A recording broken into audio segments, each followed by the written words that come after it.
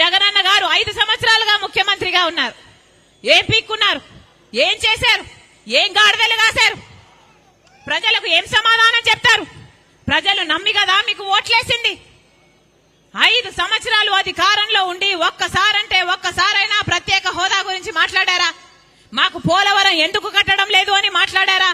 మాకు కనీసం రాజధాని లేదే, మా పరువు ఏం గాను అని ఒక్కసారైనా కేంద్రం నిలదీశారా?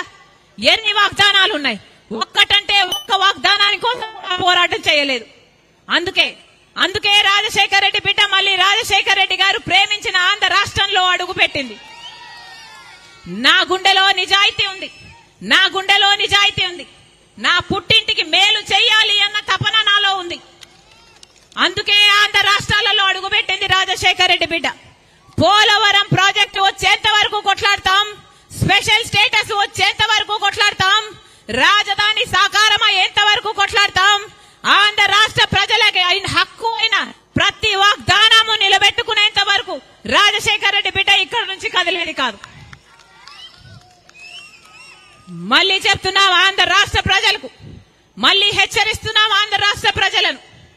ఇదే బీజేపీ పార్టీతో ఒక్క వాగ్దానం కూడా మనకు నిలబెట్టుకోకపోయినా, ఒక్క రకంగా మనకు మేలు చేయకపోయినా, ఇటు జగనన్న గారు అటు తెలుగుదేశం చంద్రబాబు గారు ఇద్దరు పొత్తు పార్టీలు అయ్యాయి బీజేపీ పార్టీకి. ఈ 2 పార్టీలు తొత్తు పార్టీలు అయ్యాయి బీజేపీ పార్టీకి. అందుకే చెప్తున్నాం బీజేపీ పార్టీకి వేరే ఓటు అవసరం లేదు. వైసీపీకి వేసిన ప్రతి ఓటు బీజేపీకే పడుతుంది, తెలుగుదేశం పార్టీకి వేసిన ప్రతి ఓటు బీజేపీ ఖాతాలోనే పడుతుంది, జనసేనకు వేసిన ప్రతి ఓటు బీజేపీ ఖాతాలోనే పడుతుంది.